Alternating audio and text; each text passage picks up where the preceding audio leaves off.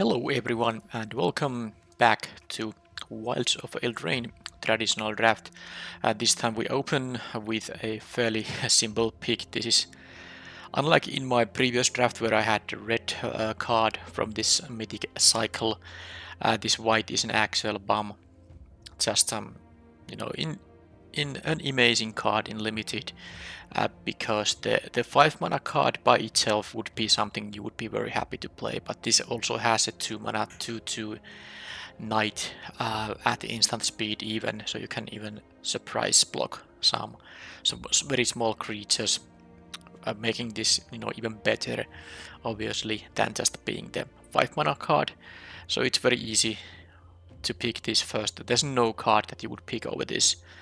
I don't think the enchantment cycle has anything that's better than this. There might be, I don't know all the cards what are there, but anyway, this is just, I didn't even check out the other cards, which is a little bit foolish. I could have checked if there's something that might come back to me and which could guide my picks before the pick 9 comes back to me, but the same pack that I just had comes back to me at pick 9, but well, anyway, it's not gonna change my pick, but now I'm gonna just focus on the continuation here. So this pack has like a stone splitter bolt, not a bad one, especially when you pick bargain cards early. You can maybe focus a little bit more on enabling the bargain, but it's pretty easy cursed courtier. I definitely want to be playing white. This is double white after all, and this is a very nice card also to pick early, because you can get rid of them. If you can get rid of this cursed roll token, you will basically have a 3 mana 3/3 lifelinker, which is of course very nice. And there are basically two very easy ways to get rid of the cursed roll token. One is to sacrifice it for bargain, and the other is just to put another roll token on the creature, which multiple effects allow you to do in the format. There are some other ways, like bouncing the roll token or destroying it, but the main two ideas are to use bargain spells or other roll tokens. Now this pack is pretty decent. There's a Root Rider Fawn, but there's also this green card that can keep coming back. I'm not even sure which of them would be the pick.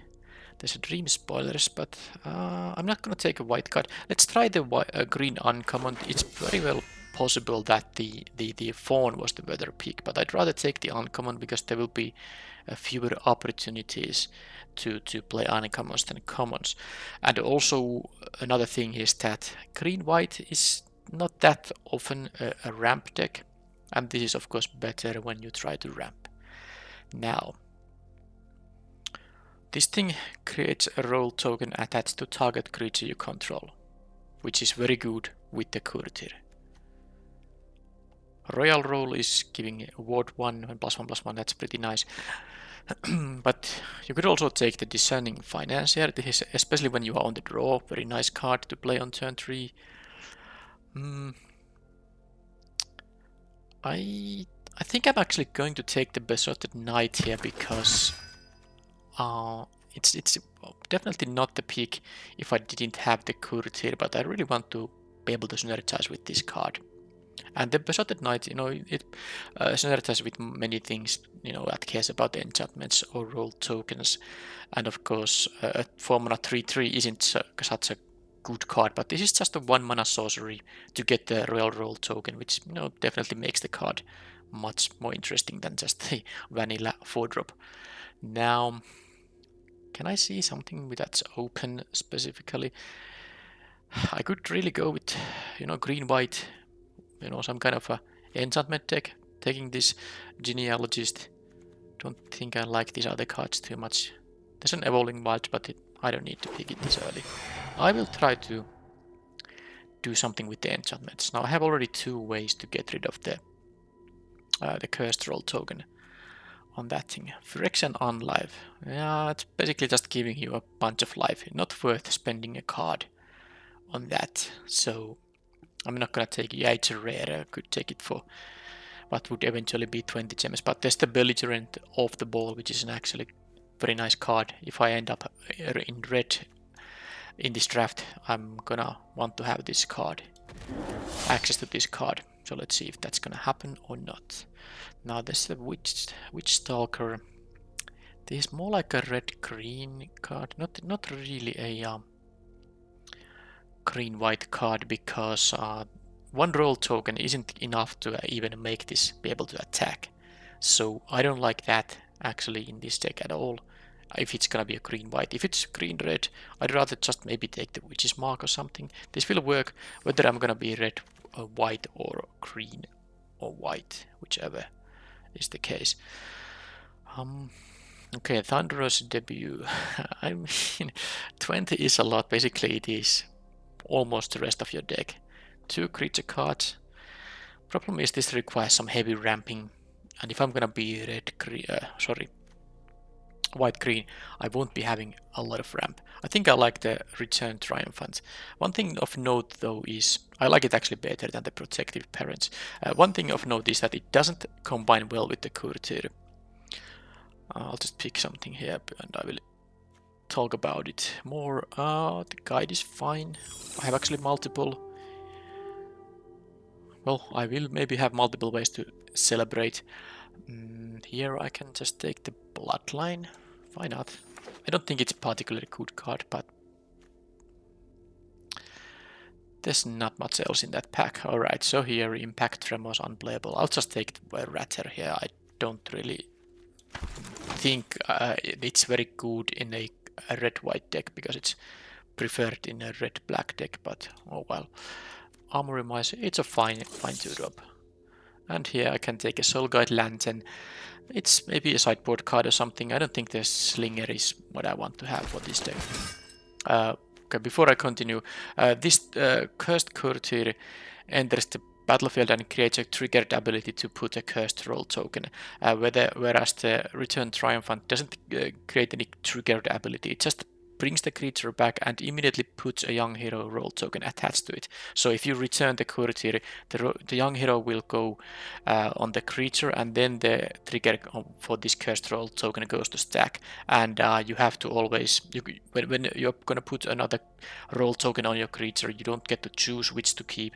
You have to always ditch the old one. So the cursed roll token would stick if you use the Return Triumphant for this card. Now there's a pretty darn good mythic rare here that is just insane. If you, I mean, I could easily be white blue here, so I'm definitely taking this. This is, I mean, just look at this. When you get to tap something, you just for 1 mana get a 4/4, which is probably the mode you will most often use. But then you can also put counters on each, +1/+1 counters on each of your creatures, or if you really just need to dig for some specific card, you can even do that. But this and many tapping effects in the format really makes it, I mean, an insanely good card. So blue-white is now on the table. Not really. I'm not really seeing why would I be picking these. I mean these cards. I guess the Gatekeeper is fine, but I'm gonna just take the Mouse. If blue isn't gonna be open, or if I get some amazing green or even red, I can still return to that. And this is an easy pick. Look at this card. 4 mana 4/4 flyer is just, even in modern limited, where the average creature has to be a little bit bigger compared to its mana cost in the mana value than in the past. It was a 4 mana 4/4 flyer is still very good, even if it had nothing else going on for it. But this of course is just amazing, and I already have multiple ways to have my creatures enchanted, so they will become base 4/4 and have flying. It's insane. So this is of course going to be the pick always when you are white. I have 2 white Palm Rays, the Virtue of Loyalty and the Archon here, so let's just move on. Blind Obedience. The Extort isn't actually bad. So whenever I cast any kind of a spell, I may play, well, Extort is only for, it's a hybrid black and white, but of course I would have white available, and then I can drain the opponent a bunch here and there. And then of course this makes their stuff in their battlefield tapped. Oh, but there's an Ingenious Prodigy, which is also really good, but there's a Glass Casket too. Oh, I don't know. I mean, I don't have really any tapping synergies for that. I actually don't know if I'm supposed to be green-blue, sorry, white-blue or not. I'm just taking the Glass Casket because I will be white, and Glass Casket is just good removal, which I'm gonna have in this deck. Now, yeah, I don't really see blue being that open, other than there being actually a bomb rare in the previous pack. But the thing is, this is just a 4-mana 3/4 if you can't tap the opponent's things, and I don't really have ways to do that right now. Okay, well, I could take the Belligerent off the ball here. I could take the Unassuming Sage too, but maybe I'll just take this red one here. I can't be red-white here. Corvold and the Noble Thief. This is the card draw spell. This format has 2 common card draw spells. This is not that much better than either of those. This is not a high priority, even if you are blue. So I'm not gonna take that. Do I want to have this trick or I'll just take the giant. I don't know. Saver of. Oh, there's a Curse of the Werewolves. Yeah, I mean, this is good removal and you get a roll token and my deck cares about that. I wouldn't mind having a Saver of the Sleeping, but I'm gonna take the Werewolves Curse thing here, and maybe I'll just be, what I originally kind of thought. And be green-white. Do I care about the 2/3? Not in this deck. I just don't. So I'm gonna take a 20 gems rare here. And okay, let's see. Up the Beanstalk. Definitely not for this deck. I don't know if I want to have multiple of those. 4-drops, no. Actually, I'm gonna take this trick here. That's totally acceptable trick. And here I can take a Hopeful Vigil, rather than a second Return Triumphant. It's a 2-mana play, and I might be able to synergize with it somehow. Waste not. Oh, I'm gonna take this. So this is mostly white deck. Can I be mono white? I guess I could be like mono white splash something, maybe. Yeah, well that's just a good card. 2/3 first strike, maybe double strike is nice. Oh, but now I have this, which synergizes with the Hopeful Vigil. But this just gives me more rolls. Actually, I'm gonna go all in with the rolls, and this is probably just gonna be the deck. Green-white, enchantments matter kind of stuff. So I'm gonna actually cut. Yeah, I'm going to cut the other color of cards. Yeah, you could splash the Hilda, but I have no way to tap the opponent's stuff, so it actually doesn't do anything. Now here though, this thing requires black to be very good. And this is a spellbook. When you're 2-mana 2/2 Vigilant at the beginning of combat on your turn, you may... Yeah, okay, this is just amazing. I mean, there's also Tough Cookie, which would be a nice 2-drop. But 2-mana 2/2 that creates a food token by itself is nice, and then this has some additional utility beyond that. But yeah, this is just, as you can see, pretty sick. This can even target itself, so at 3 mana it's basically gonna be a 3/3 Vigilance, if you so choose. Alright, Dutiful Griffin. I think this is gonna be very good here. Now this Griffin is just, a playable card totally, but it's not really what I need here. I mean, I have strong, expensive stuff here. Well, maybe these two, but I'd rather take something I can play early, and this synergizes with my deck a lot. Yeah, I don't think it's even that close. This is just a better. I have so many roll tokens that I'm gonna get some free 1/1 flyers easily with that thing. And now there is the Iron Crack. I have no legendary creatures, so all this does is tap for colorless mana, which would maybe be fine, but there's a royal treatment. This is a really nice way to save your thing from harm and give it a permanent buff, unless it already has a roll token, which actually is possible in my deck. I might have so many roll tokens that sometimes I won't be benefiting from the additional ones. That's not the reason to not pick this. I do prefer this over the light blades easily. And Hopeful Vigil. Another Curse of the Werewolf. There's also the Oof thing. Okay. What am I gonna do here? It's gonna be one of the 2-drops. I think I just want to have 2-drops. I have a double Genealogist, so I definitely need 2-drops. This has late game utility, but this can also... I don't think I have that much bargain, but... It has the Scry thing, but I think I'll still take this, so I have some utility when I draw it later on. Besotted Knight number 2. Tempest Heart. I don't think I will have access to blue mana. Trumble whenever you I won't be casting anything that has... I mean, I have one card in the deck that can cost 5. And if I cast the Virtue of Loyalty, I'm in a very good shape regardless. So this is a 4 mana 3/4. I'd rather take the Besotted Knight. That said, the Collector's Vault isn't bad. I'm still taking the Knight here. Like I said, all in on the rolls. And now I could pick a third one of these, which is funny. Break the Spell. Yeah, it's something you could do, but I think it's just gonna be the Light Blades. I also have so many rolls now that giving this card the Destroy mode is very simple. 2/4 reach. No thank you. I don't need any more 3-drops. I have a lot of them. Well, enough of them at least. I'm gonna take another guide here. Sure.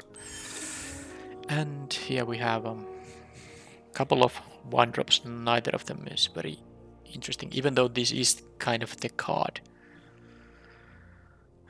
for this sort of deck. I still don't think it's very good, but maybe I can try it. I don't like this 4 mana to give it more counters. It's just a little bit too expensive. Crown Seal is not that important. I guess I'm gonna be able to tap some stuff with this, so I'm gonna take the Reindeer. And I'll just take the uncommon here, because I'm not gonna play any of the other cards. These won't matter either. Guess I can take the Scavenger, which I'm quite likely not going to play. But it's the only uncolored card. How many green cards? Only 8, and I won't be playing all of them. But I guess there's enough of them to make it. I have to play, at least 7 forests. I think 10-7 will be the mana base in this deck, most likely.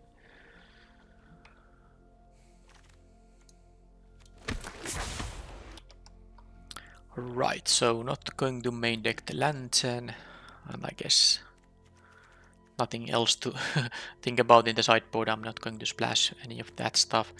So 28 cards. There are a few cards I'm gonna have here. It's quick buy. I just like this. I just like that this is a 1 mana 2/1. I can give it some roll tokens. Let's first see how many cards mention roll tokens. 1, 2, 3, 4, 5, 6, 7, 8, 9, 10. Although one of them is the Courtier, but I definitely won't have difficulties getting rid of the cursed roll token on this card. But that's a lot of roll tokens. And then nope, that wasn't supposed to do that. Do I have many bargain effects? I know I have one. Oh yeah, this has bargain too. So I remembered this one. The Oof. 2 mana 2/2, but yeah, I want to play it for curve out reasons regardless, and it's sometimes you actually want to exile something, and with my deck I should have no trouble bargaining a random roll token. I'm gonna play the Trick because I am actually lack some removal. I have a few ways to remove stuff.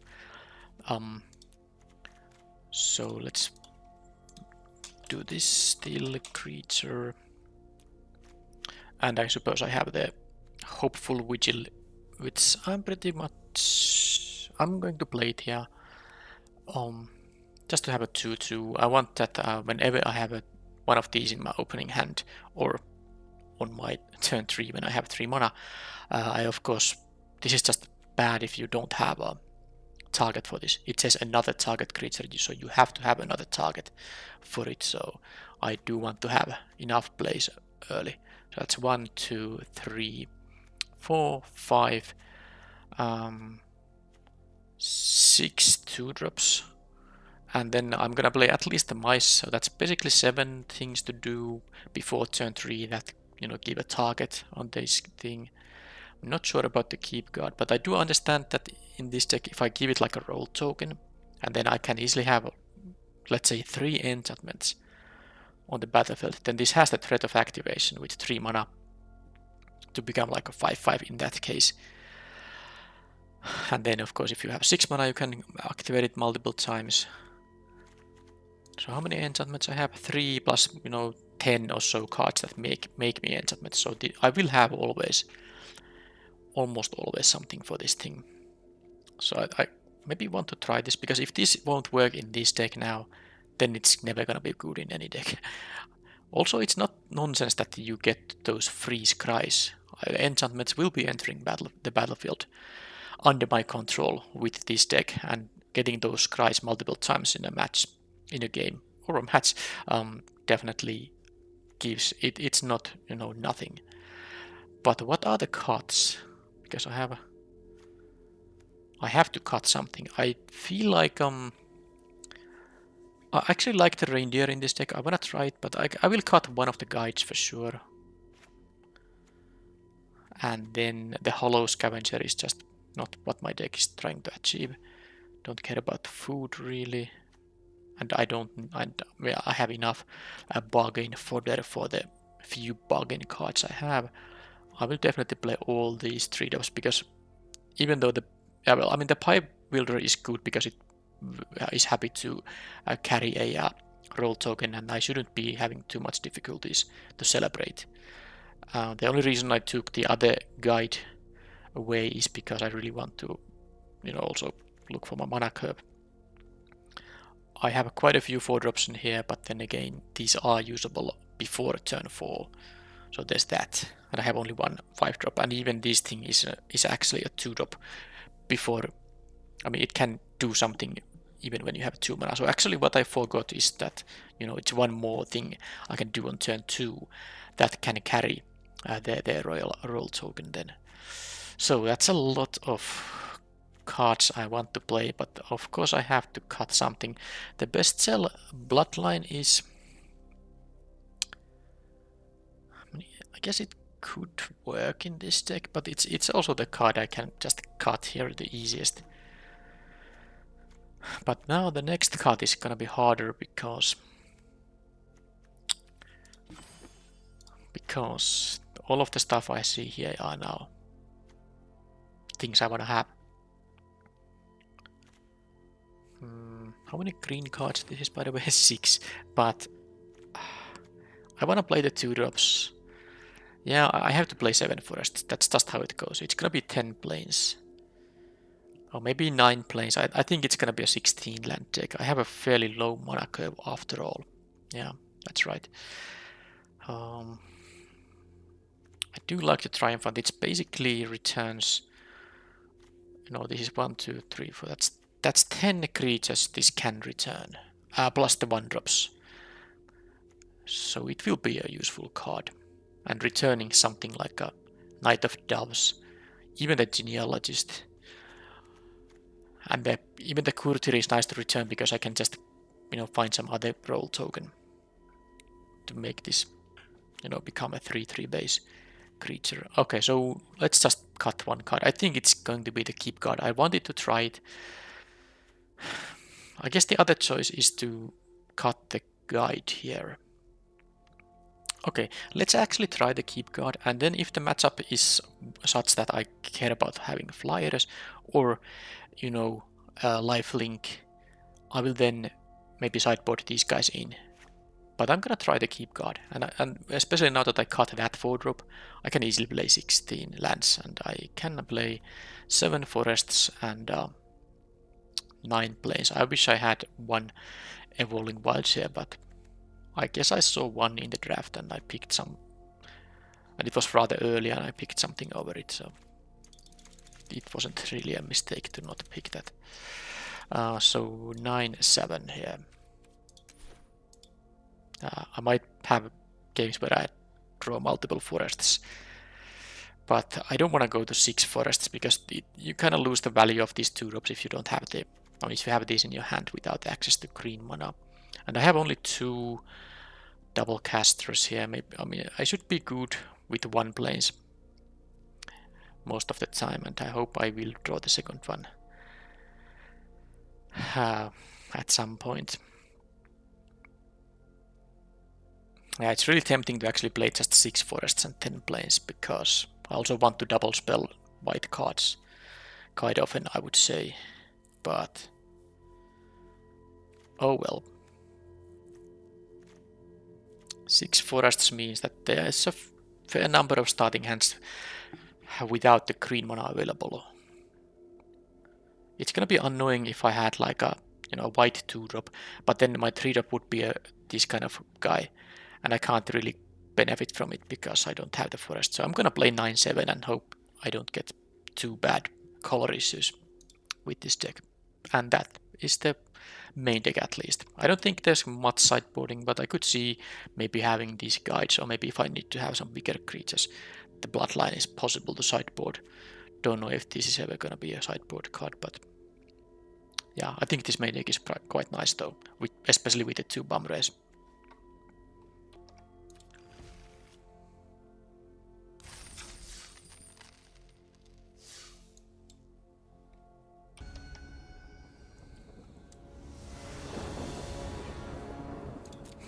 Okay, going first here. Yeah, with a nice 2-drop here.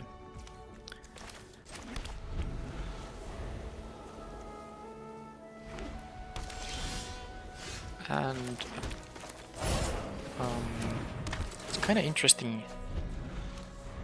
Well, let's see what they play here, because I could play this and give this a royal roll token, but I can just pay 1 and get the sorcerer roll token. Yeah, with the light blades, this makes sense. I will just not do this thing. It might be a little bit greedy, but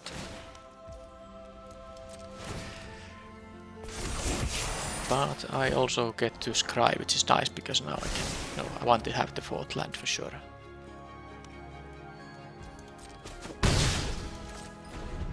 So I can use this. This maybe, you know, dies, and then I still can use this for some other creature, for example the reindeer. This is also a combination with the reindeer because I can keep paying 1 stab wound there. It's not really. Yeah, there's a stab wound, but I guess I'll just block this guy. I mean, I can still get the, yeah, I don't think it's such a big deal, because I can still give these tokens everywhere, and if they want to block with their guy, I don't mind at all. Decline. Just, oh yeah, that's the thing. It has vigilance even, so they can't participate in combat with this guy much at all. And now I can just have this here.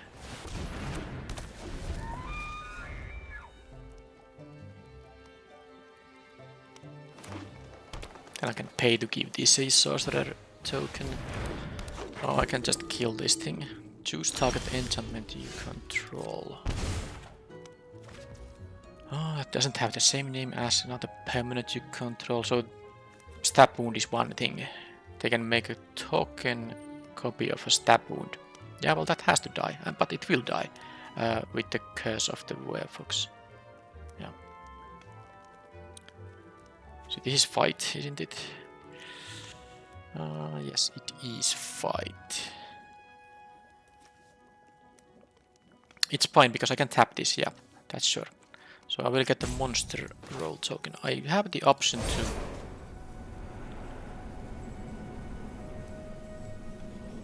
Yeah, it will be a 4/5 now. So tap. So I fight this thing and I will tap this thing. So now I could give myself another sorcerer token, but I think I like the trample for now, and I like the fact that I can keep mana up for the Archer's Glory. So I'm gonna decline this, and I will have one sky anyway. Oh yeah, that's gonna happen. There's no rush playing the 5 mana effect on the Virtue here. It's not necessary. I'm just happy to play this on the next turn and then immediately pay 1 with the Spellbook Vendor to, you know, get rid of the curse token. So they have that thing. Alright. They get the monster roll there, and their enchanted creatures get +1/+1. That's fine.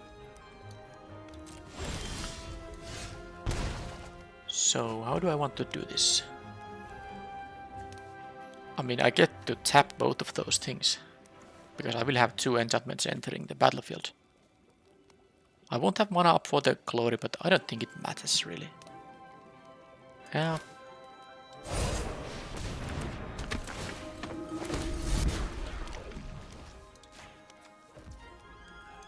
Unless I can win this turn. No, I can't. This can give +2/+2, but it's not enough. So I will just pay here. This one gets the roll, so it's a 4/4 lifelinker now. Tap this thing, attack for a bunch of damage, and I'm taking the land here.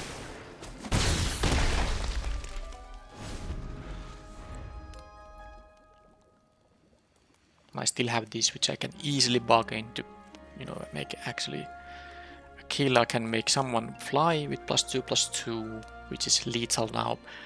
This thing, of course, has a reach, but I can. Okay, well, that's a shame. Oh, I really wanted to have the Glory now. It's actually kind of sad, but it's fine. I have the Light Blades in here. I can make this die. Oh, do they have another thing to deal with the Courtier as well? I mean, this turn might allow them to come back to the game, in fact. Alright, are they only thinking about the attack? I can no longer tap this guy because I lost my reindeer here, so giving it a flying doesn't help. This thing has reach. Yeah, I don't know, maybe was I too greedy with them? You know, giving the token to this thing, I could have left mana up for this thing. But, oh well. Because of course green has a bunch of fight and bite effects, so having mana up for this could have maybe made some sense.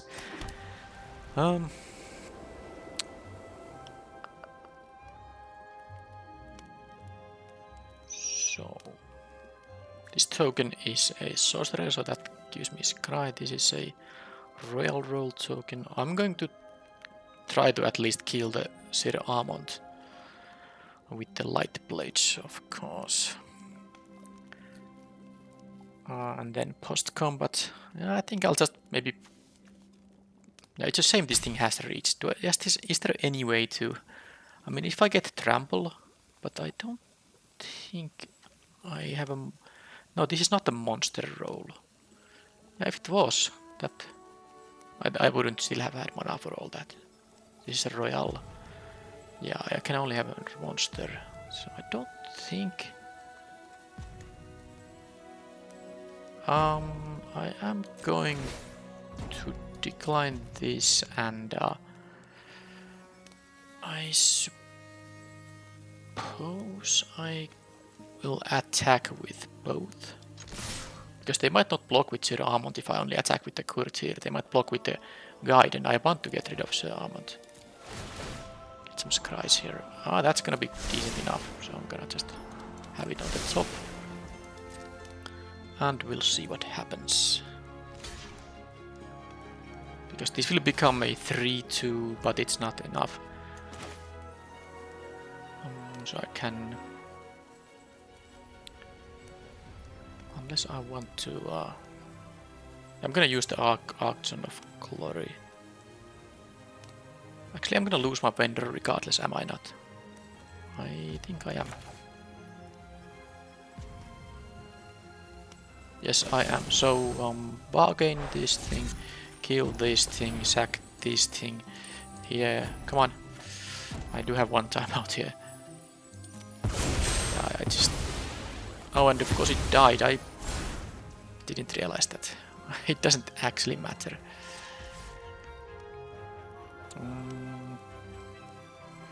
Yep. Yeah, because the stab wound made it die. I forgot that if I sack the token, it's obviously going to... Because I could have, you know, played the Archon here and get rid of the guide too, but it really doesn't matter. I can also get it back with the Return Triumphant, which we know can just be better. It's just so funny that I would win if this didn't have reach. Well, they have 2 of those now. Anyway, I got rid of the stab wound, which is definitely nice. Because now I won't be losing life anymore. And I can either play this or just do this and this. I probably have to use the glory here though.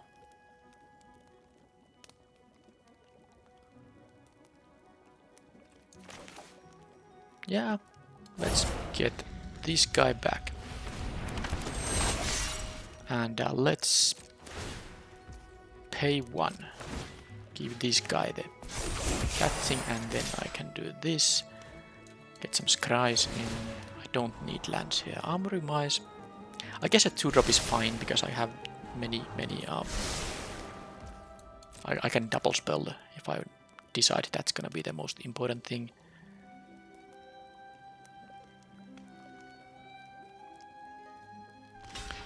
This thing doesn't have reach though. Because if I lose this, I lose my ability to actually...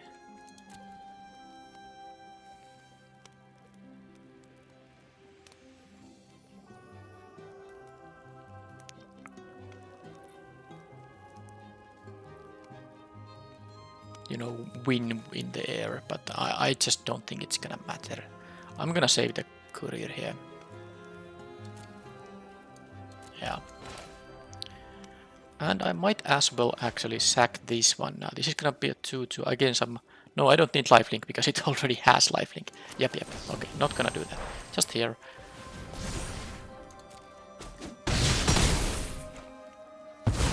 I still have the virtual loyalty, which will win any game that goes very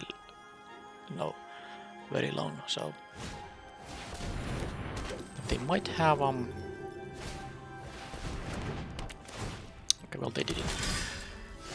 I was thinking about that if they have a trick or something that deals with the courtier, I wouldn't have a means to beat them in that case. This already has a token. It becomes a 3/3 if it attacks, but of course it will just be blocked by that thing. So I think it's time to decline this. Attack here. If they trade with the Yena, I wouldn't mind. That's what card I'm gonna pick. And if they jump block or take the 4, I'm obviously just playing the Virtue of Loyalty. If they offer a trade, I think I will just play the Mice and play the Genealogist. In that case, yeah, that's what I'm gonna do. If the courtier survives, is it still better just to play the Mice and the Genealogist? I do want to get this thing going on. That is very nice. It also untaps creatures. They can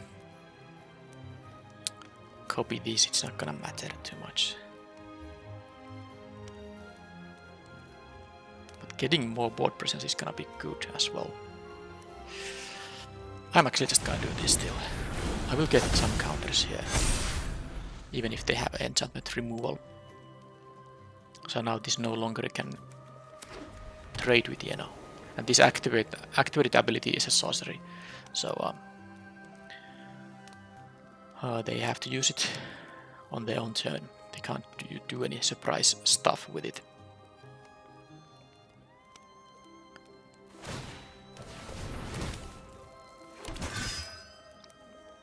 They can do it only once. Well, actually, that's not correct. They can actually keep sacking this for scries and doing it again, but it's very slow.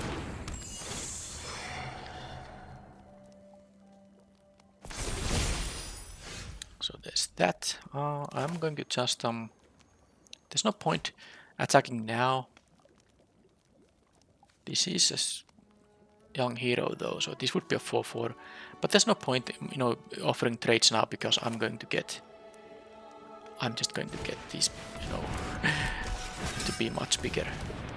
So no, nothing there, and all counters on my guys. And let's just let the mythic Bummer do its thing. Because I wouldn't have won had I attacked. Now my creatures are bigger. This is double strike because this will give me celebration. Well, easily, even if they deal with the vendor. Okay, that's a 5/5, which could be good in some cases. Now they can scry. I guess they can also make another copy of the Bestial Bloodline. Yeah, well, this is... And it's an aura, so this will in fact untap, and they get to scry too. They can also do the same for the royal token, so this Yena doing stuff now. Yeah, the Yena actually will be doing a lot of nice stuff. They basically have an infinite supply of 2/2s if they have enough mana to do all the stuff they want to do. But I have a 22 life. This has lifelink with 6 power, so... And every turn my creatures get bigger, and this is a double striker. They actually have to block this thing. And it will get some kind of a roll. I mean, this is royal, this is sorcerer, so I guess it's gonna be the... Yeah, they're just gonna have to block now, and I don't mind which they're gonna use for blocking here. So some of the guys got... Oh, they gave this to themselves. Actually, that's what I don't know if it's something they wanted to do, because I can make this... Now they have to block... I mean, they can't... They don't have first strike or anything, so they actually have to block the mice and this Pie Wielder and also this Courtier. I guess I can even attack with this, because this... I could give it a token. No, wait a minute, how does it go? Yeah, I think I know how to do this now. I'm going to give a royal roll token here. And then if this is a young hero and it has 4 toughness, it won't pick up any counters, but I can use its own ability to give it you know, a counter, so every one of my guys can, you know, kill each of these. These don't have any weird abilities, so this is how I'm gonna do it. So the point is they have to block everything. Well, they don't have to block necessarily the vendor or the mice. They can take one of them through and go to 1. But they can't block so that the creatures survive. I don't mind any kind of trade happening now. This is totally fine. Don't need that. Don't need that. Yeah, they have to block the 6/6, they have to block the 5/5. And they in fact cannot double block. No, sorry, they don't have to block the 5/5, but they have to block the double striker. And they can only jump this because they can't afford to double block here. They lose if they double block. So they have to jump the Courtier, and they have to trade with the Pie Wielder, and then they have to block one of these. So they will lose all the creatures they have. And most importantly, they will lose Yena. I think they were supposed to maybe give this royal token to this Clothier. I'm not sure. Maybe that wouldn't have helped. Yeah, they see now that there's no... They will lose all creatures, and I still have... I would still have, you know, the Courtier. And they would still go to 1 life, actually. Yeah, I would have 3 creatures to their nothing. Alright, so they saw one of my bombs. Couple of these guides. Oh. Stab wound is annoying. Yeah, they are splashing the stab wound, I believe, because they are green-white and this is a black card.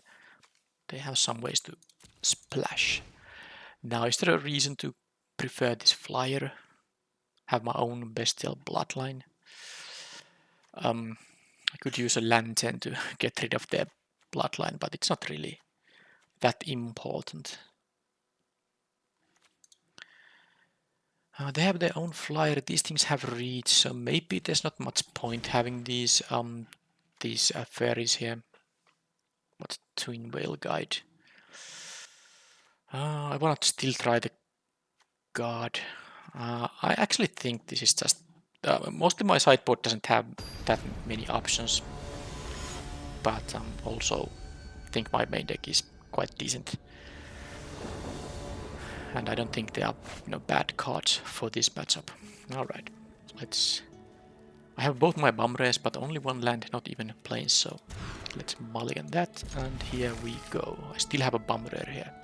Oh, I want to have all of these. I will actually get to scry. Yeah, I mean, I can even cast this for 2. I'm gonna now cut the planes here, because I like all of these. This into this allows me to scry. Also, I drew that thing, which is very nice. Turn 3 play, especially if I have a 3rd land, which will be. I can. Okay, I got that, but here let's just do the vigil here. No reason to instant speed this yet.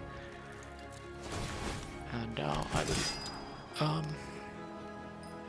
That's not bad actually. I can bargain the vigil here. I'm gonna keep the trick here. I don't have any big rush for to cast the 5 mana enchantment. They might even have sideboarded some enchantment removal, so I can't think that it's the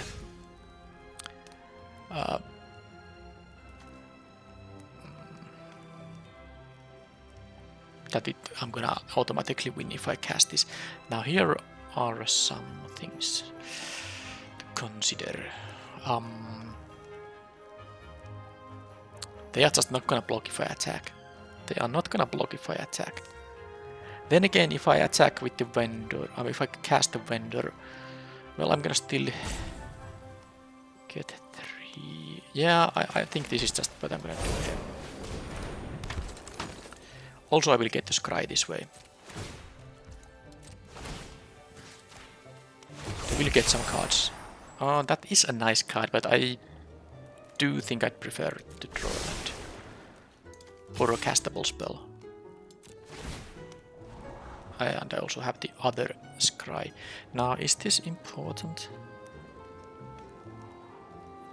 I think I don't need that. I do want to, eventually cast the Virtue of Loyalty.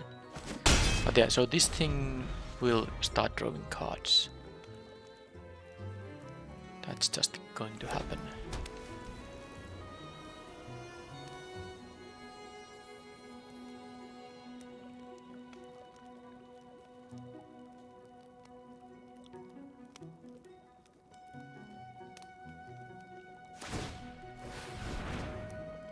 Okay, they go for the loot. They will get the treasure, so they can cast a 3-drop still.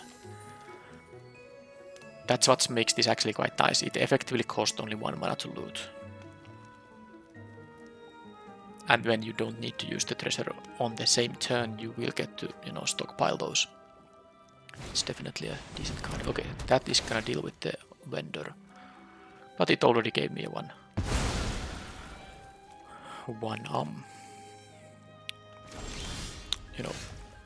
value. It gave me value. So I have 2 enchantments, so they can't actually block the keep guard here. And even if I would block, I actually would just kill it. I mean, I would just kill it if they choose to. Oh, look at this. The Oof can get rid of the glass casket, so even if it's not a land, I can just bargain it with the Hopeful Vigil. So they don't have a block here, and I will just play the... Oh, I have a better thing I can use for bargaining. This curse thing. Yeah, that's gonna be the cursed token is gonna be bargained for the Oof. I could also consider not having the vault, but I think the spellbook vendor is just so good that I'm gonna get rid of the glass casket. It is an artifact or enchantment. Yeah.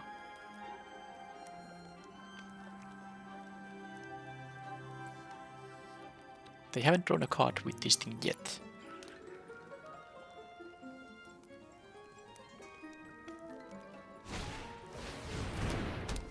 Now they will. No, it's an ore, not on any enchantment. So no, not yet.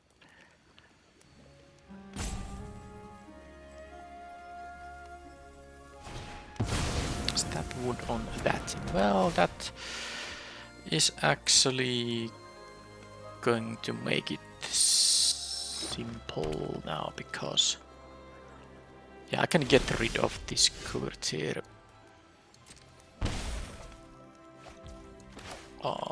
token by, you know, I have 1 mana left over, so when I get rid of this glass casket, I will get the vendor. I can use the 1 mana to, you know, kick off this courtier token. So the point is, I can just get rid of the sorcerer token with this, so I lose the stab wound.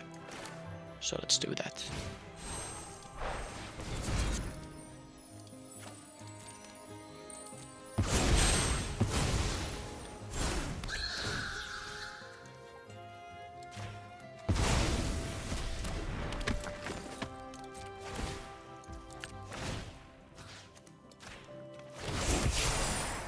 There's the land. And now I'm happy to just attack with this, and if they double block, I will just get rid of the lookout, and that's all fine. Still have all these things. Not to mention the vendor here, giving, you know, it gives counters, tokens to roll tokens to every one here, and this will in fact threaten to be quite large, and they're gonna have to loot for now.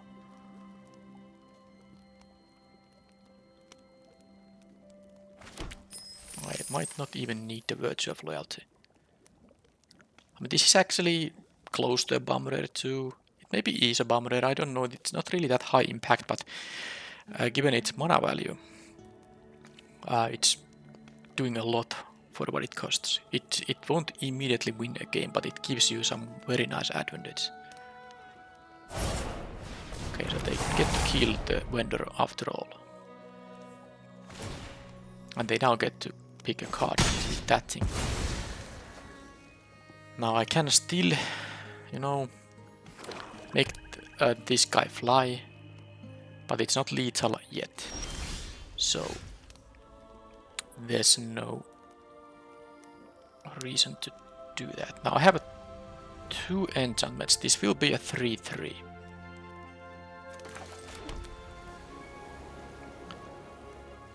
And then I can use the Archon of Glory, so I think I can attack with everything. Maybe. So because if they if they block the Oof, I can use the Archon's Glory in there. I can still, yeah, this is it. I can attack with everything because I can take the land here, so this is gonna be something I can cast. I don't have to take the token. I can just cast this thing here. But let's see now how they do. That's gonna be a 3/3, okay?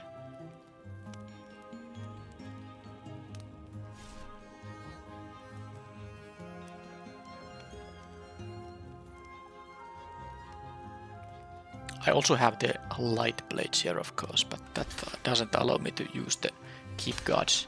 Okay, so they go for that. Now I make this into a 3/3, which means that that's 5 plus 2, it's 7. I don't get to kill with that play if I use the Archon's Glory, but it doesn't matter. I mean, of course, I'll just, I just do it like this. Like this in here, and this, I suppose, just do like this. It's pretty much game over unless they have the rat effect in this format, but I can still recover from a rat by just casting the Virtue of Loyalty and having some creatures. Yeah, that was easy, and my deck worked well, but that's because I in both games had some rares that really helped me there.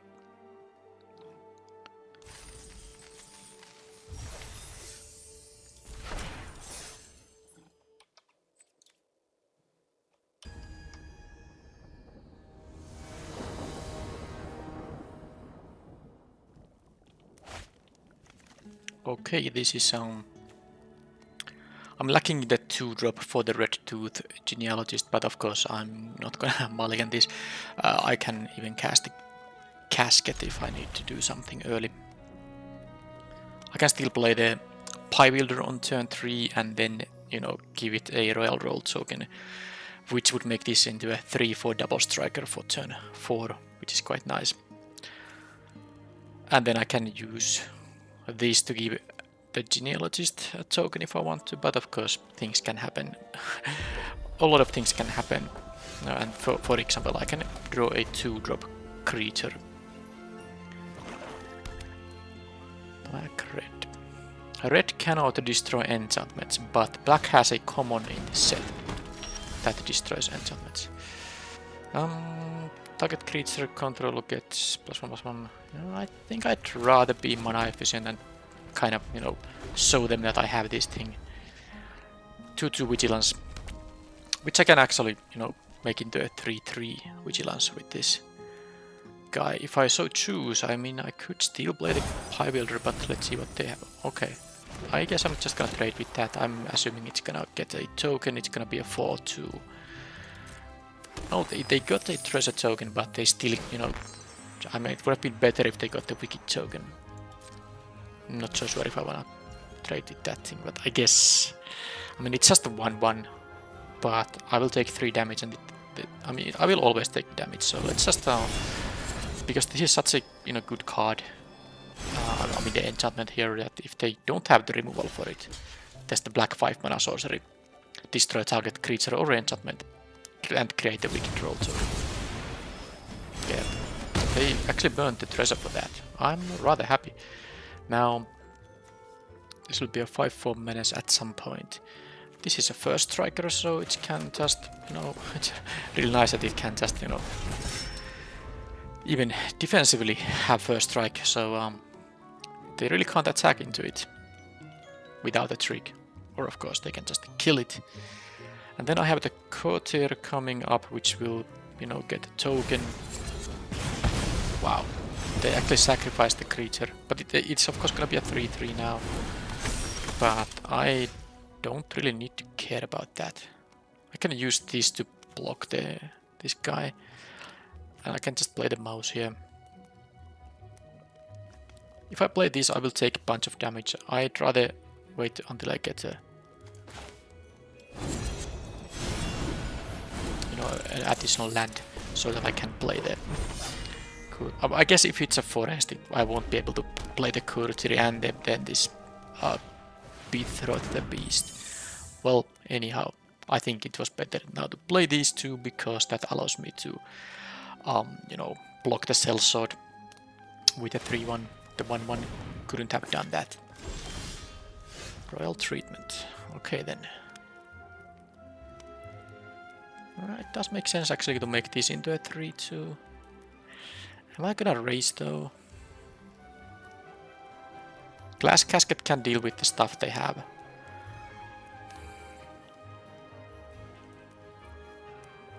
I think it's better just to, you know, not do anything fancy and just do this now. Next turn it will be a 4/4 lifelinker. And I guess it will probably trade with this guy, but it's fine.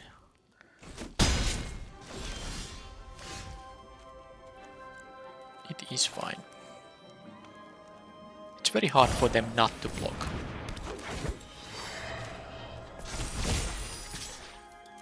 Because I'm getting 4 life. They just can't raise it really.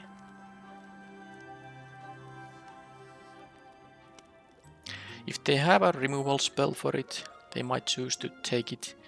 But I mean, I can just double block the Hunter. I don't care about, you know, losing 2 of my guys to get rid of this. Look at my hand. They have 1 spell left. I mean, it could even be a land, but 1 card left there. And no matter what, I will go to 21 right now.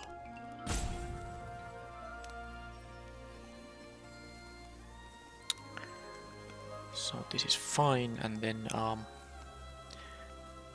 Glass Casket can deal with either the Flyer or the Sellsword. I guess if they get another Fairy, which they could, you know, black has a bunch of fairies, this can get lifelink, and then it's, you know, kind of annoying to erase it. But then again, this is just a 1/3, which can pump, but it's very expensive to pump it. This is a 3/3, which I can, you know, block with the Vanguard though.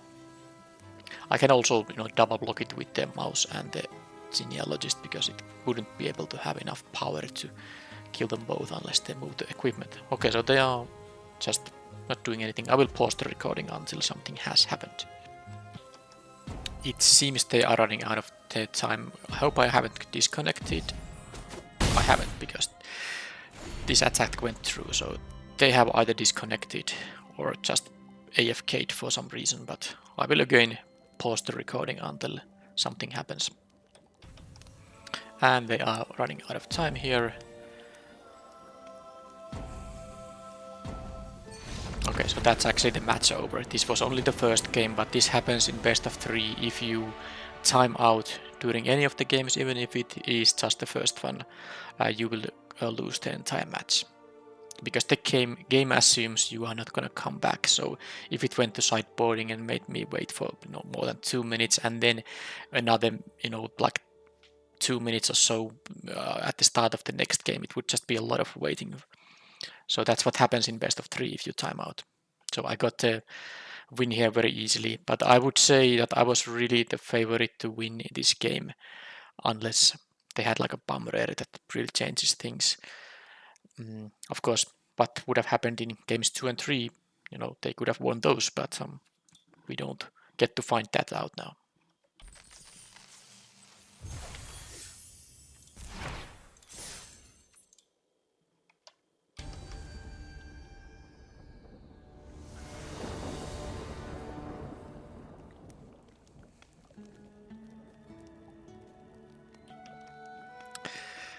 Okay, one of my bombs is here, but even though I have a 1-drop, and if I draw any land I could play this 2-drop. So I mean, this could curve out nicely if I knew the next card was Forest specifically to also enable this. I maybe would keep it, but it's just, there's no point risking it. And now I can have the other bomb here, or maybe one of my 3 bombs. I think the 2-drop rare creature that, you know, puts those tokens every turn. I think it's, yeah, kind of a bomb. Now the question is, what? I think I'm actually gonna get rid of the Oath. I don't want to lose a land here now, and I have, you know, 2 mana play, 2 mana play. I don't know if there's anything to target with, anything to target with this thing, so I'll just get rid of the random 2 mana 2/2. I think the land is more valuable than that, unless I flood out like crazy, which I don't, so this is fantastic. By the way, the Vanguard, which I picked quite early in the draft, I didn't know at that point that I will have a ton of enchantments entering the battlefield, so it's very easy for me to, you know, to get this thing back. So I'm happy to do any kind of trades with this thing. I only need to have 2 mana up when an enchantment enters the battlefield, which I currently don't have available. I mean, a way to get an enchantment, but it's just a matter of time. With this, it's pretty expensive. It would require 7 mana, but I have so many cheaper ways to get enchantments that I'm pretty sure they don't really want to attack into it, but I guess if they, I mean, what are they gonna do? Not try to damage me at all. I'm gonna just leave this as a blocker. Maybe they have like an exile-based or pacifism type removal. Oh, this I haven't seen yet, but it's actually not doing much here. It is the most mana efficient play though, allowing Muhi on the next turn to play 2 mana spells, so I'm gonna just do this, even though it might, you know, die before it does anything. Although if they use a removal spell on it, then it does something. It does trade for a card. And I'm happy to, you know, build a board presence here, because I can just then enhance my guys with Verge of Loyalty if they don't have enchantment removal in the main deck. Okay. This is not that scary when I'm at 20, but this is actually quite nice card when you have a bunch of food making available. So let's see what they have. He's gonna trade into some kind of a card.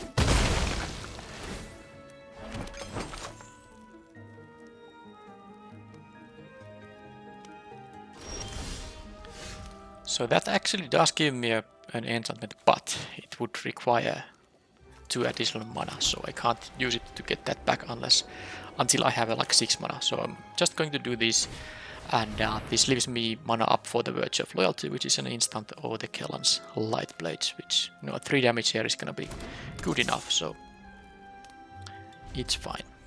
Not going to attack, there's no point. I'm just I mean, they're not gonna attack with the witch, it's gonna be their life loss thing. Wait a minute, why would I be discarding cards? There are not that many ways to...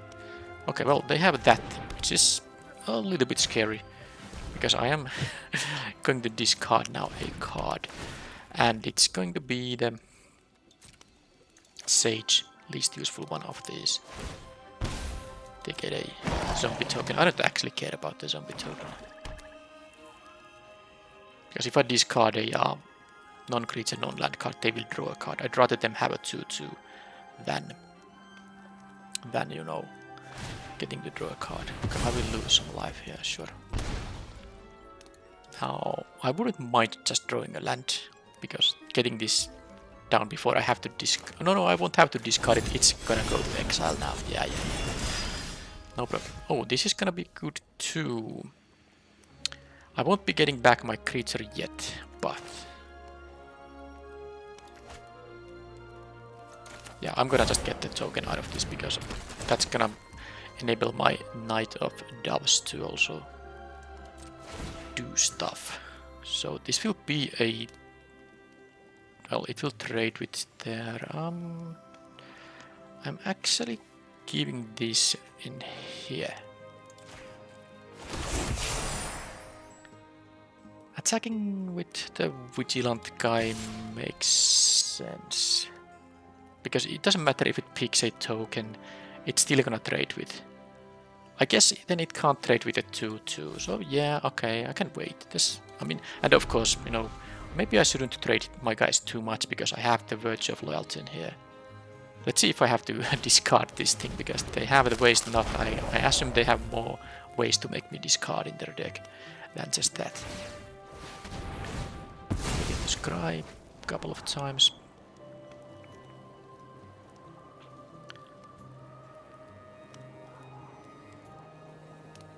Yeah, I do want to actually, use this before I have to discard it. So let's say if I draw a land, I think I'll just play the land and attack and make one of the guys die.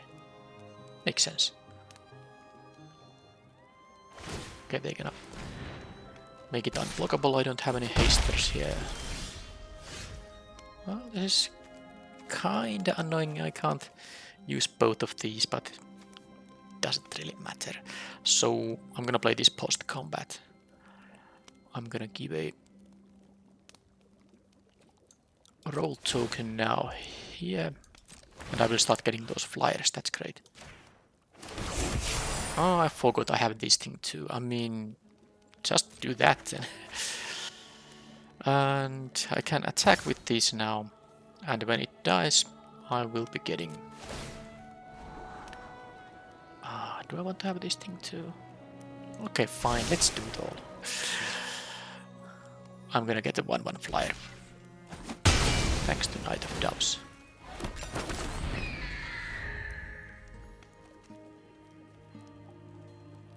Now if they make me discard cards, I can discard the Vanguard, no big deal.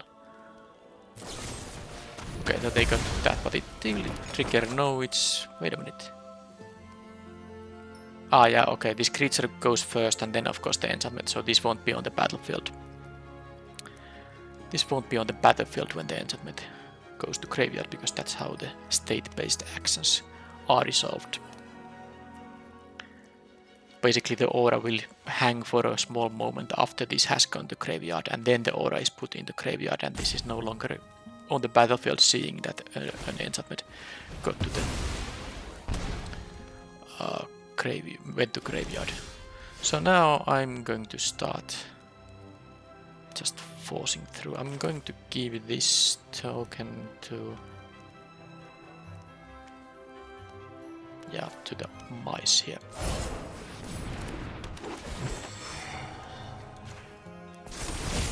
This one is gonna get the scry token.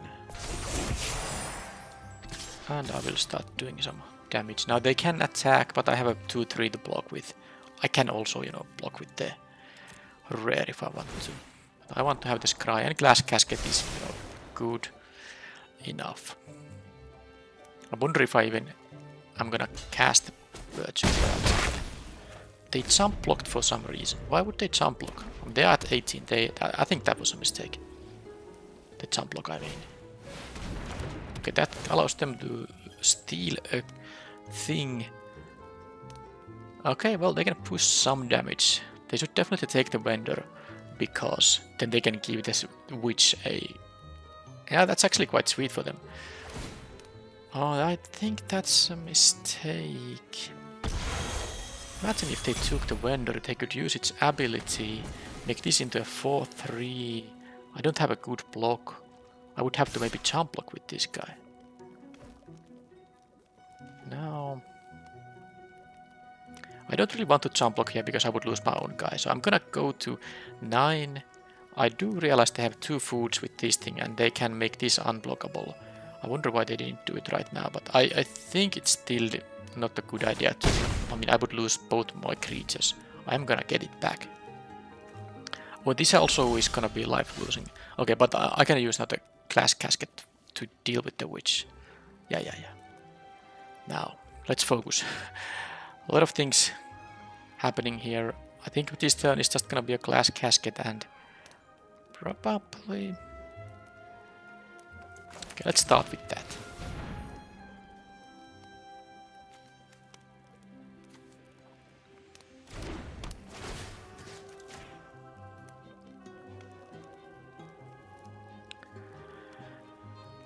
And now I can attack. Now I could play this or attack. I mean, I can still... Yeah, I think it's actually going to be just better just to, you know, forget about the roll token this one turn, because it's more important to get more board presence. This roll token doesn't... It's not required to... Am I gonna do that?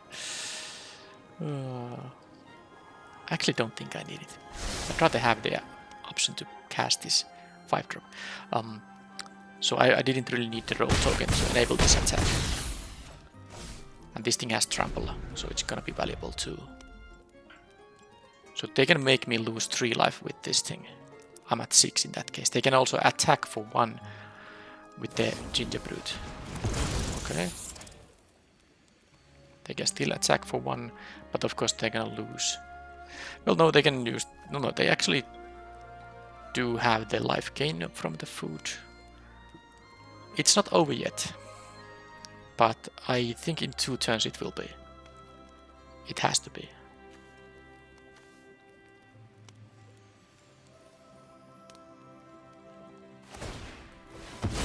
Okay, they went and gained life. Why would they use this? Then they have these food tokens to gain life instead. I mean, they are not winning this game by gaining life. They would have... Well, they are gonna go for the attacks. Well, now that they make this go away, I don't care about it too much anymore. Anyway, just attack. I'm not gonna pay. I'm gonna play the Virtual Reality. So... Yeah, that's actually pretty nice. So untap everything, give them counters, and they need a mass removal effect. And if they have it, I still have creatures coming up. Okay, that makes me lose 2 life. So I don't want to give them a card, so I'm going to discard the Pie Wielder. Because this is now a guaranteed victory. Although they are at 7 basically because of the food. They have 2 blockers. This is it? They're at 7. No, they will take actually 6 when they... Why wouldn't I? That makes no sense.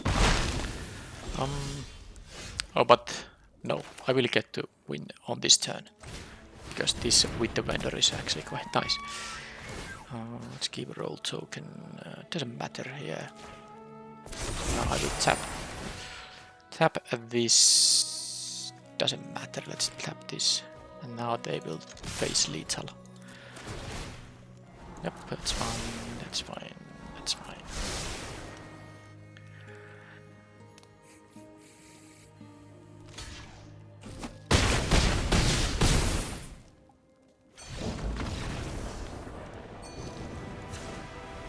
Okay, so black and white.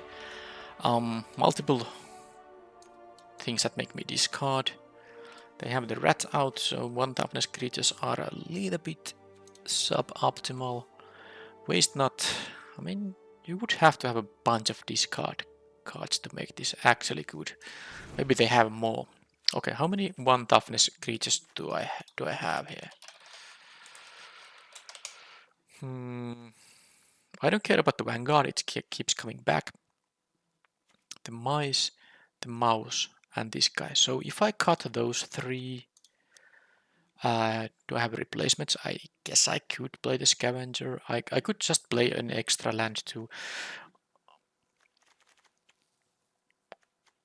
I mean, how important it is? I have enough too. I think I'm gonna cut the mice here and the mouse here. So there are multiple mice. This is 1 mouse. Okay. And then I'm gonna also not give them the easy target for the -1/-1. So this is now all 1 toughness creatures except this one. And I do it just because I saw they have the rat out. It's a 1 mana way to deal with my 1 toughness creatures, and they get some value out of it. I don't need those cards in particular. I'm gonna play one of these guides, and I'm actually going to add a land, and it's going to be a plains. And so watch me, watch me now. Totally flood out. But in order to not get flooded out, I think I'm gonna play the best cell bloodline. That gives you some use if you have a lot of mana. You can just keep returning this. It's basically 7 mana to return and cast it. Don't think I need another of these guides. Yeah, this is fine.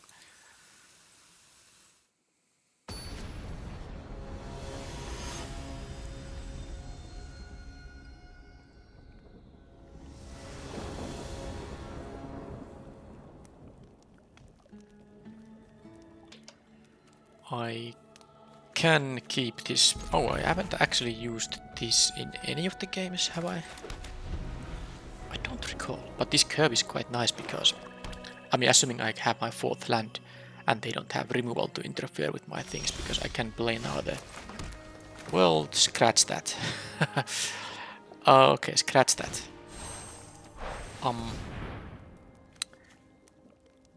So let's see. Cursed has base power and toughness 1/1. This has base... I think it goes by timestamp, because this will be enchanted by an aura. Let's see if I draw the 4th land first. I think it doesn't even matter.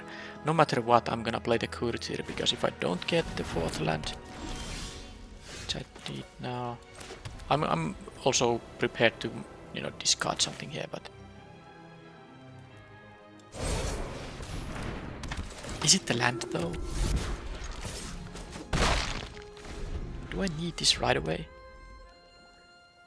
I think it may actually is the Twin Whale Guide that I'm gonna discard here. Don't think I need it. I mean, assuming I have to discard them, it's possible they don't play away. I mean, yeah, that would be great if they don't play away a card that makes me discard. Because I would like to have the information about my next draw step.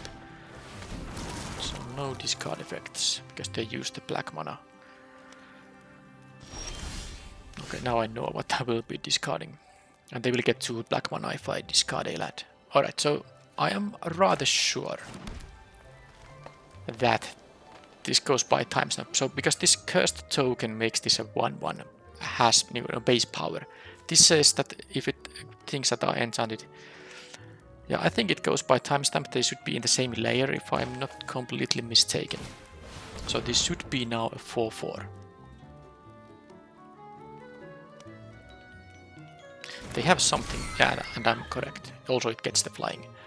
So 1 white mana up. That can be a trick of some kind. I obviously will trade the oof thing with some kind of a trick. I don't care, it's just a 2-2. And now I have 8 power in the air, and on the next turn, let's say if they don't kill the oof, I will play the genealogist here and give this a token aura. And this will also fly and be, you know, base 4 for a blaster. Well, this would be a 5/5 flyer. So this actually would be, if they tap out now on some ground creature, I will win the game on the next turn. But I assume they have a removal on the Archon, in which case I can just use the genealogist too. Okay, well, they didn't tap out. So, well, I guess this Curse of the Werewolves. So, I guess they can use a tap ability, which wouldn't be bad. Because they are tapped out, there's no rush with this thing. I will play the guide this turn. Let's see if they are gonna tap out something. Oh, they are tapping that. Now they have 2 mana.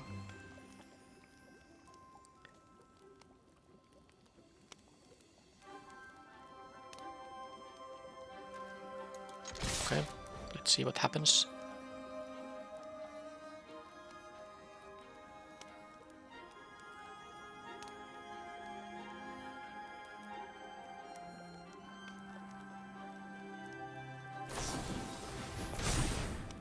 I mean, they didn't bargain it.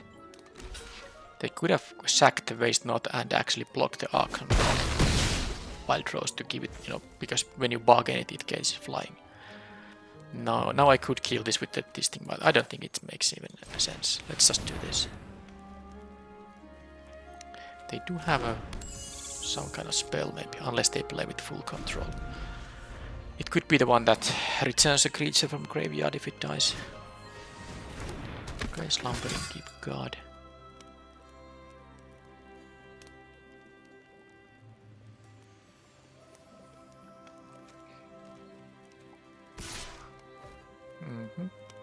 I don't think I'm going to block that thing.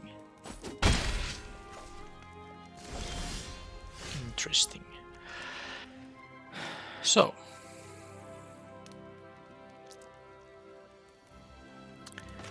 I am just doing this and giving the guide a railroad token. I guess I could give it to this thing too. Because if they kill the Archon, they can actually block and kill this guy. Okay, I'm gonna give it to the courtier, so it will just be, you know, it won't be going back to 1/1. And then post-combat I can still play the Vanguard. Now I'm basically winning the game unless they have like multiple ways to... Because even if they kill the Archon, they will take... No, they actually won't be taking. This would become a little bit smaller. So anyway, it doesn't matter if they didn't have anything, and that's it. Yeah, it wasn't the toughest match, this last one, and definitely the match number 2, because the opponent basically timed out in game 1. But I wouldn't consider it that surprising that I got all the wins here, because this deck is just pretty good. I have basically 3 very high impact rares, and then for the rest of the cards, the non-rares, they are still highly synergistic, and I do like the mana curve here. I have enough removal.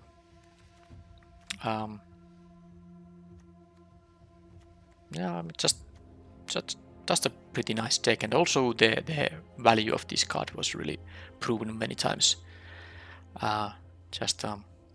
Because you can just make this into a 4/4 lifelinker on turn 4 with so many ways. So many ways to make this, and that's a huge deal when the opponent can't deal with it. Okay, well, pretty nice deck, not much else to say about it, and I think it's time to to wrap things up. Let's take them. Take the price here, and I will be seeing you in the next video. Thank you for watching, and bye bye.